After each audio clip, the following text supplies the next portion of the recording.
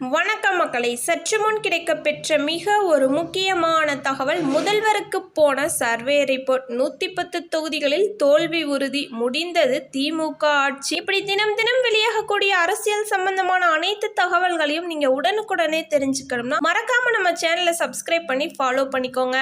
கடந்த 2019 நாடாளுமன்ற தேர்தல் முதல் தொடர்ந்து தமிழகத்தில் நடைபெற்ற அனைத்து தேர்தலிலுமே வெற்றி பெற்று வந்த திமுகவுக்கு வரும் 2026 சட்டசபை தேர்தல் பலத்த அடியை கொடுக்கும் என்கிறது அரசியல் கள நிலவரம். கடந்த நாடாளுமன்ற தேர்தலில் திமுகவுக்கு எதிராக அதிமுக, பாஜக இரண்டு கட்சிகளுக்கும் தனித்தனியே கூட்டணி அமைத்து போட்டியிட்டது. திமுக அனைத்து தொகுதியிலும் வெற்றி பெறுவதற்கான காரணமாக அமைந்துவிட்டது. இந்த வகையில் திமுகவுக்கு எதிரான வலுவான கூட்டணி இல்லை என்பதாலே தொடர்ந்து திமுக வெற்றி பெற்று வருகிறது என்பது புரிந்து கொண்ட மத்திய உள்துறை அமைச்சர் அமித்ஷா சட்டசபை தேர்தலுக்கு ஒரு வருடத்திற்கு முன்பே அதிமுக, பாஜக கூட்டணியை உறுதி செய்தார். அதிமுக, பாஜக கூட்டணி உறுதியாகும் வரை தமிழகத்தில் 4 முனை போட்டி நிலவும் என எதிர்பார்க்கப்பட்டது. வழக்கம் போல் எதிர்க்கட்சிகள் வாக்குகளை பிரித்து விடுவார்கள், எளிதாக வெற்றி பெற்று விடுவோம் என மதிப்பில் இருந்த திமுக தூக்கத்தை கலைத்தது. அதிமுக, பாஜக கூட்டணி உறுதியான விஷயம். மேலும் விஜய் அரசியல் வருகை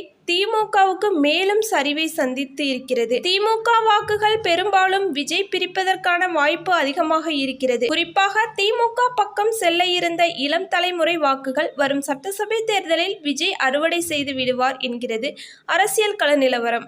இந்த நிலையில் திமுக தலைமை சமீபத்தில் தனியார் நிறுவனம் மூலம் தமிழகம் முழுவதும் வரும் 2026 சட்டசபை தேர்தலில் குறித்து கருத்து கணிப்புகளை எடுக்க வைத்து இருக்கிறது. சுமார் 3 நிறுவனங்களில் தனித்தனியாக எடுத்த அந்த கருத்து கணிப்பின் அடிப்படையில் தயார் செய்யப்பட்ட சர்வே ரிப்போர்ட் தமிழக முதல்வர் பார்வைக்கு சென்று இருக்கிறது. அந்த ரிப்போர்ட்டை பார்த்து ஆடி போய் இருக்கிறார் முதல்வர் என்கிற தகவல் வெளியாகி இருக்கிறது. தமிழகம் முழுவதும் உள்ள 234 சட்டசபை தொகுதியில் சுமார் 110 தொகுதியில் திமுக உறுதியாக தோல்வியை தழுவும் என அந்த சர்வே ரிப்போர்ட்டில் தெரிவிக்கப்பட்டுகிறது. மேலும் சுமார் 15 தொகுதிகள் கடும் இடுப்பறியில் இருப்பதாகவும் தற்போதைய நிலவரப்படி திமுக கூட்டணி 110 தொகுதிகள் தான் வெற்றி பெறுவதற்கு வாய்ப்பு உள்ளது. மேலும் எதிர்க்கட்சி திமுகவுக்கு எதிரான பிரச்சாரத்தை தீவிரப்படுத்த போதும் என்பது திமுகவுக்கு பின்னடைவை ஏற்படுத்தும் என அந்த சர்வே ரிப்போர்ட் தெரிவித்து இருக்கிறது. இதனைத் தொடர்ந்து உடனே திமுக உயர்மட்ட குழு கூடியிருக்கிறது. திமுக பலவீனமாக தொகுதிகளில் அதிக கவனம் செலுத்தும் வகையில் ஒரு எம்பிக்கு 3 முதல் 4 தொகுதி என ஒதுக்கப்பட்டு இருக்கிறது. மேலும் திமுக அமைச்சர்கள், மாவட்ட செயலாளர்களுக்கு அதிரடி உத்தரவு பறந்து இருக்கிறது.